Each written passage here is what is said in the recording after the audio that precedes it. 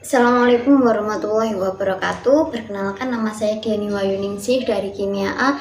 Saya akan mempresentasikan T14B mengenai ruang kolaborasi dan demonstrasi kontekstual. Yang pertama, strategi menyusun rancangan pembelajaran dan asesmen yang efektif itu dipengaruhi oleh 8 faktor. Yang pertama, menganalisis capaian pembelajaran. Nah, di sini capaian pembelajaran itu digunakan untuk menyusun tujuan pembelajaran dan memetakan alur tujuan pembelajaran. Yang kedua, mengidentifikasi tujuan pembelajaran beserta dimensi profil pelajar Pancasila. Yang ketiga, perencanaan, pelaksanaan, dan pengolahan asesmen diagnostik. Jadi, asesmen diagnostik ini dia berguna untuk mengetahui karakteristik peserta didik sebelum melakukan pembelajaran. Misalnya, memetakan peserta didik berdasarkan level kognitif atau juga gaya belajar dan sebagainya. Yang keempat, personalisasi pembelajaran. Nah, di sini seorang guru melaksanakan pembelajaran seperti biasanya dengan menerapkan capaian pembelajaran tadi, atau biasanya dalam kurikulum Merdeka itu disebut juga modul ajar. Yang kelima, pengembangan modul ajar. Nah, pengembangan modul ajar di sini guru dapat mengembangkan modul ajar disesuaikan dengan karakteristik peserta didiknya.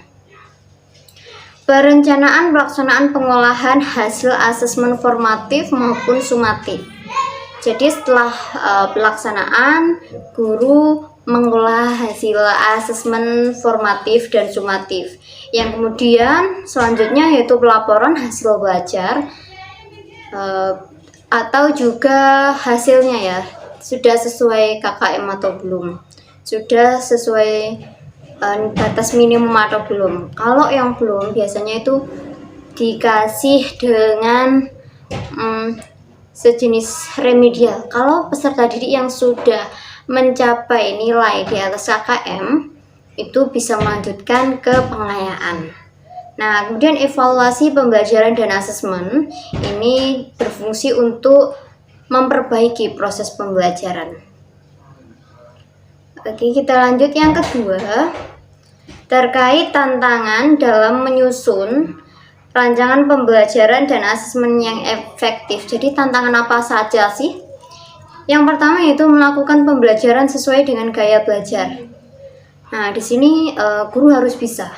Bagaimana sih caranya melakukan pembelajaran sesuai dengan gaya belajar? Misalkan kalau auditory dikasih treatment seperti apa, kemudian visual itu dikasih pembelajaran treatment atau seperti apa, kemudian kinestetik seperti apa treatmentnya, seperti itu.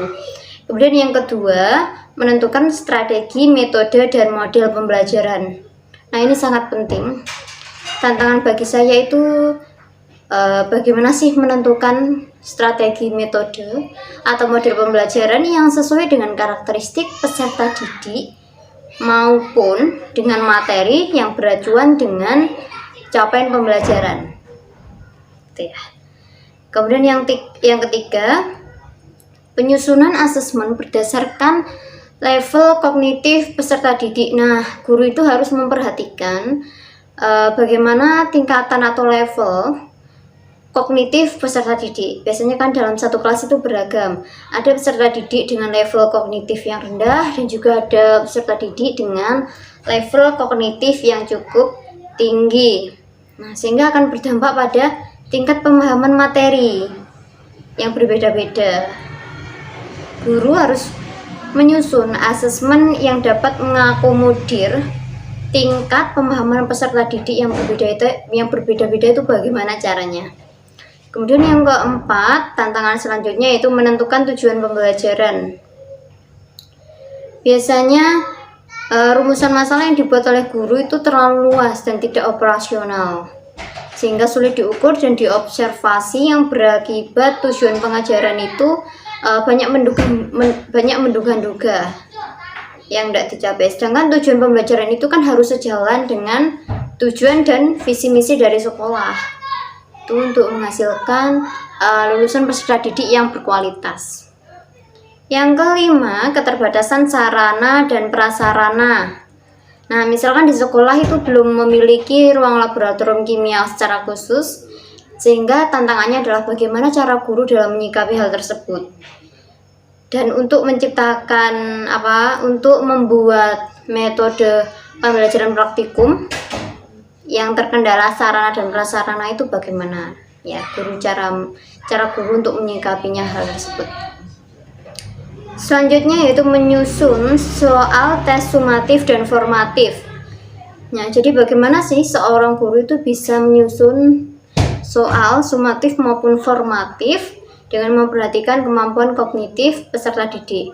Nah, zaman sekarang kan cukup canggih ya, karena kita menulis soal di Google saja itu sudah langsung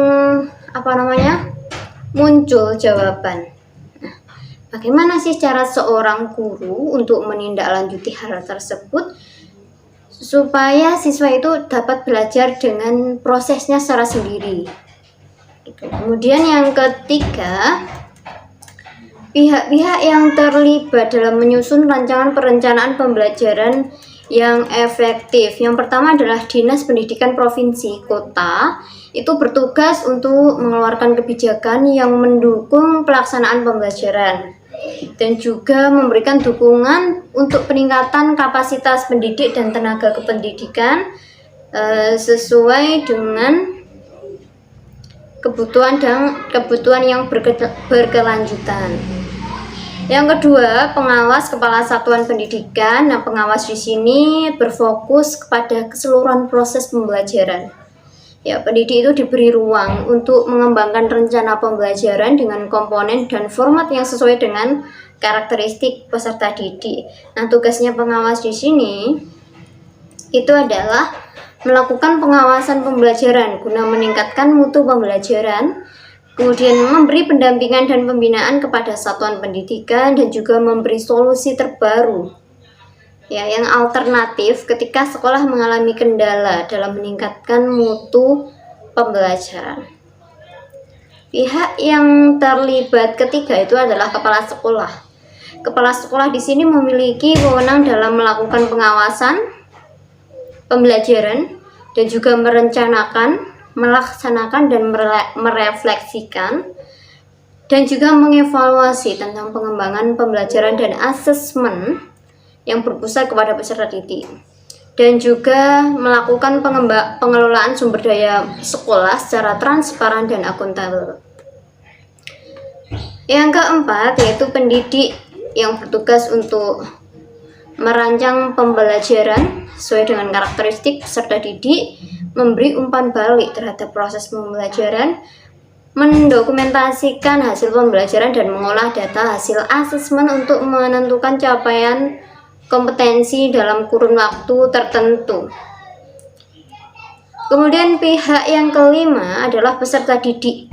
Nah, peserta didik ini dia bertanggung jawab untuk berpartisipasi secara aktif dalam kelas untuk mengembangkan bakat, minat, potensi melalui kegiatan pembelajaran yang disajikan oleh pendidik. Kemudian komite sekolah dan orang tua itu sebagai pengawas dan memberi dukungan terkait pelaksanaan kurikulum dan pembelajaran di sekolah. Sekian, terima kasih. Apabila ada kesalahan pengucapan atau kata, mohon maaf yang sebesar-besarnya. Wassalamualaikum warahmatullahi wabarakatuh.